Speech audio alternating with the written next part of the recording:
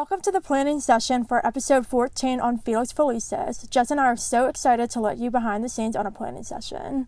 So what we do is starting off with the Tales of Magic and Mischief segment, and then we move into Quick Words Corner and Fun Facts.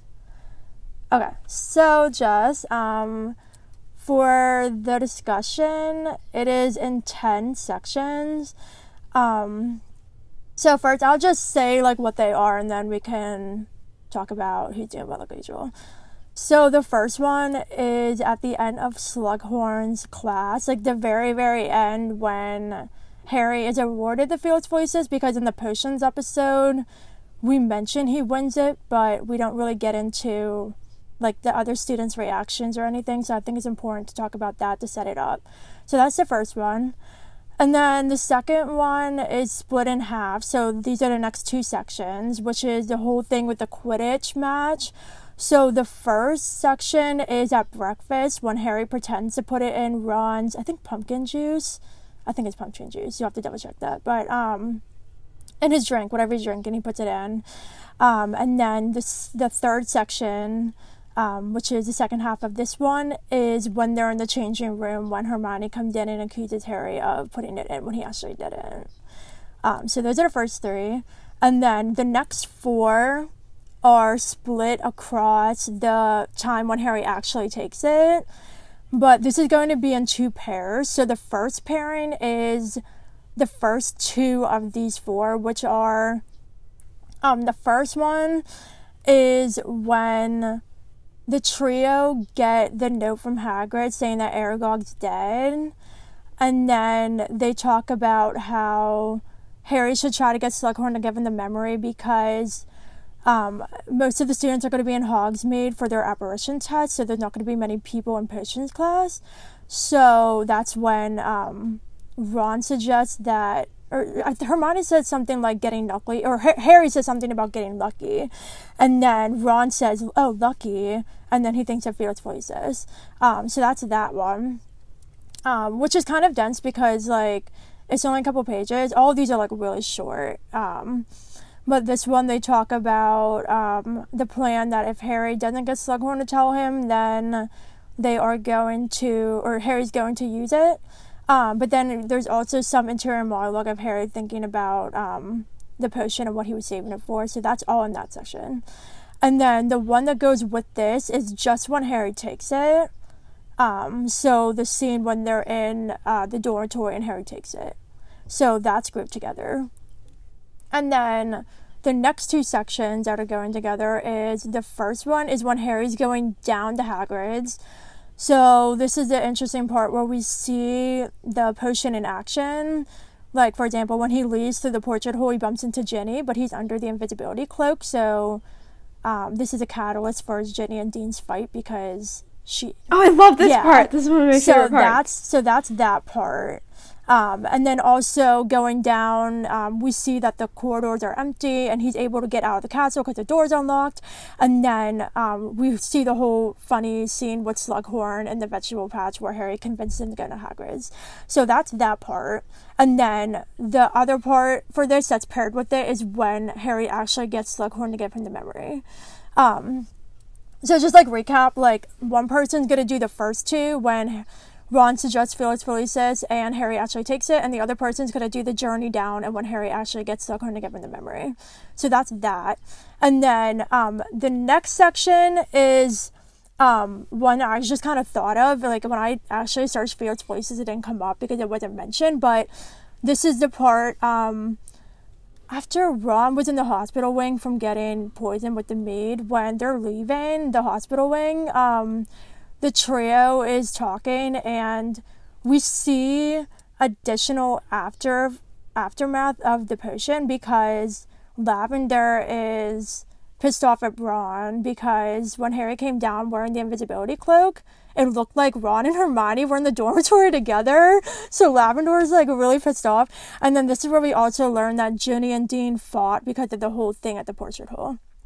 So that kind of shows how like Harry was using this potion to get the memory, but it also helped him in other areas, like with Ginny. So that's that section.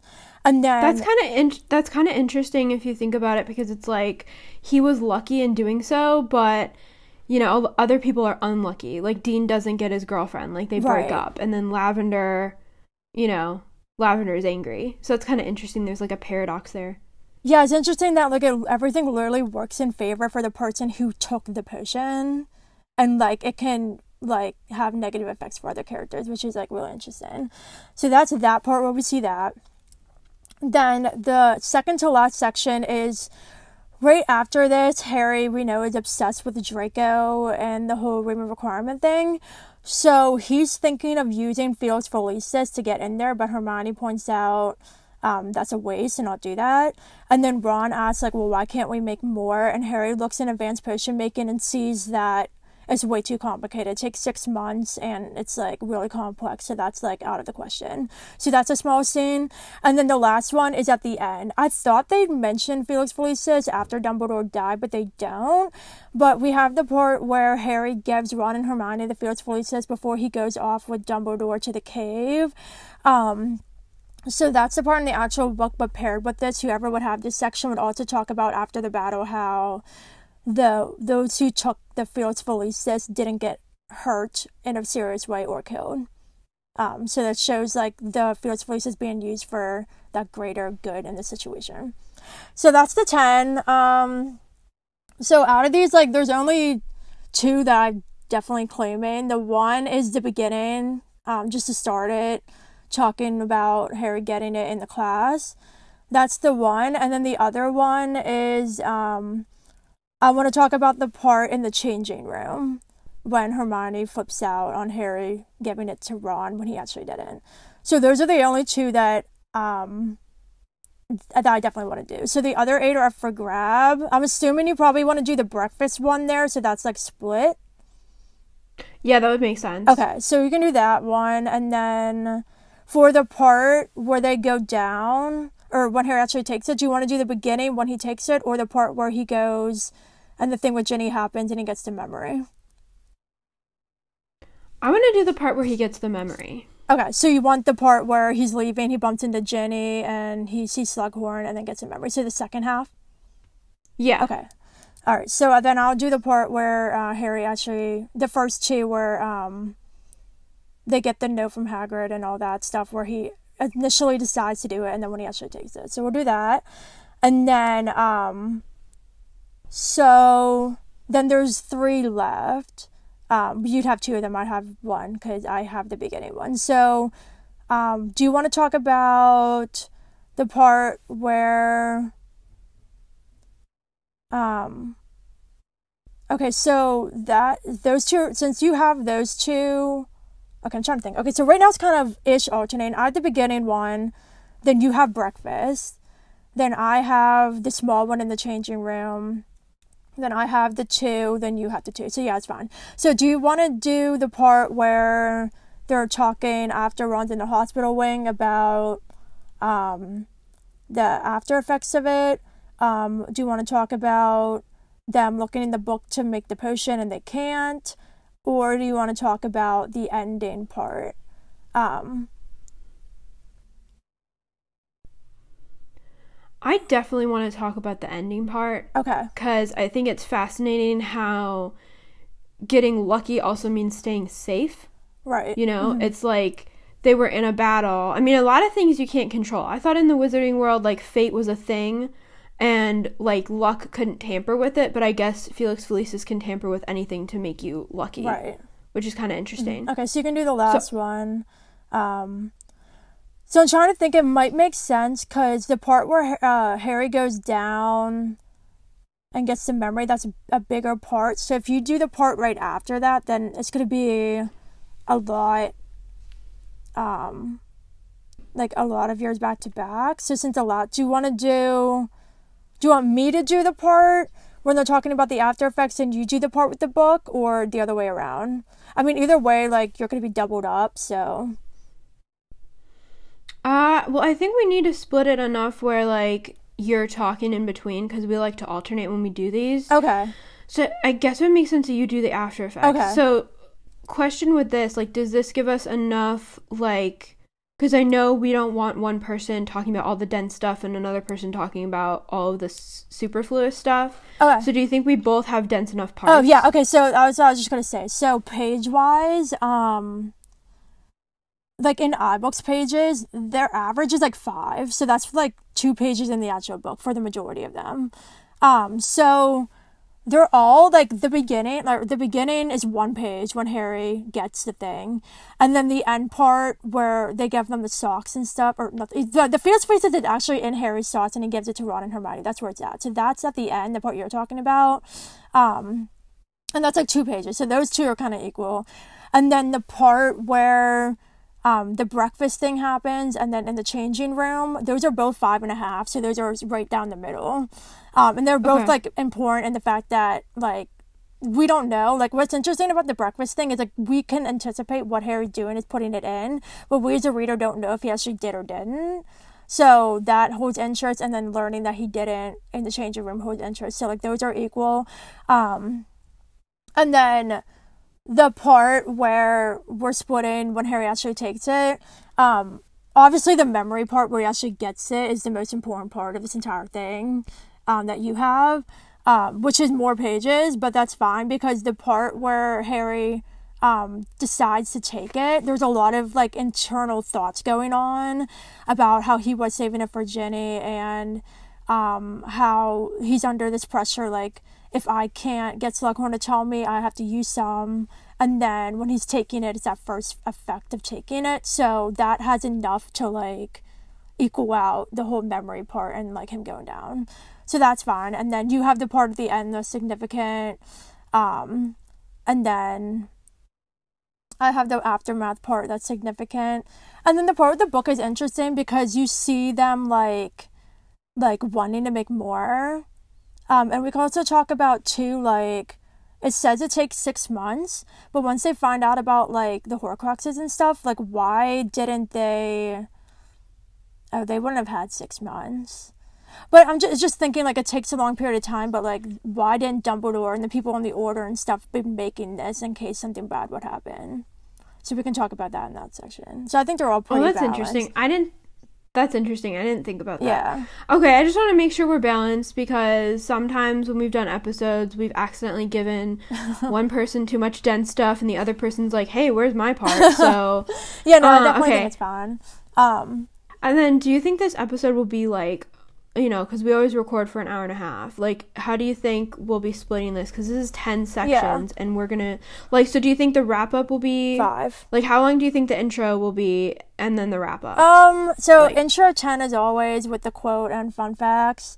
Wrap up for this definitely is gonna be 5. I mean, the only thing I can really say is if we had Felicis, what would our best day be? Which we can say in, oh, that's cool. Yeah, so I think that's what we're gonna do for that, which is 5.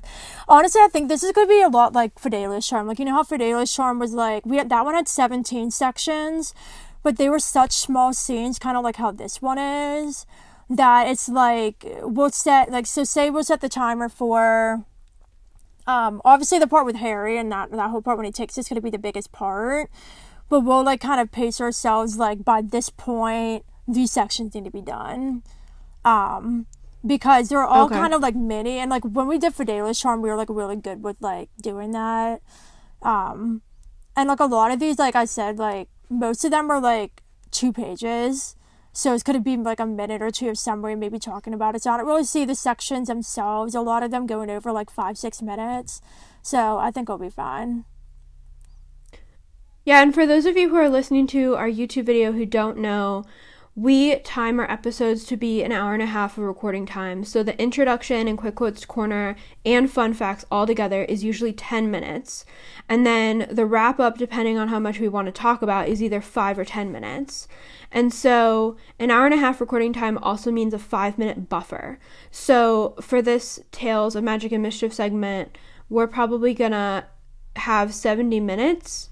And so when we set this timer, like we'll do the halfway point, but maybe we'll set it for 30 minutes, so then we know we have 5 minutes till we have to get halfway, and then do it for the rest of it. And honestly, I don't see this taking 70 minutes, but we'll see, because like you said, the sections are short.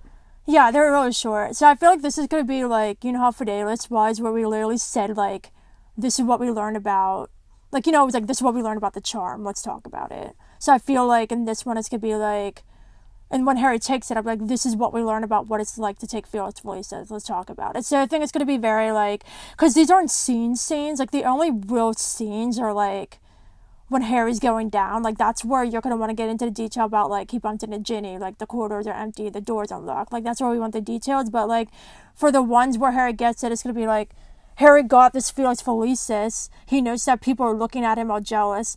Like, what do you think about the fact that he used a potions book? Like, did he rightfully earn this? How would you feel if you were Hermione, who, like, busted her ass and did it, like, really good, but she didn't have the alternative things? Like, how would she feel? So I feel like it's going to be more discussion. I don't think it's going to take a lot of research. Yeah, I agree. Okay. That makes sense. Yeah. Plus, this is one of my favorite potions, so I'm really excited to talk about this. Yeah, same. So real quick for the other two, for Quick Quotes Corner, it's going to be something from Slughorn's Talk About It. He says a couple different things. So I'll just, like, look when it gets closer, and see, and just, like, find something he says that's significant about the potion itself. Maybe about, like, having a perfect day, or whatever that would be. So it's definitely gonna be from his lecture on the potion. That's where that's gonna come from.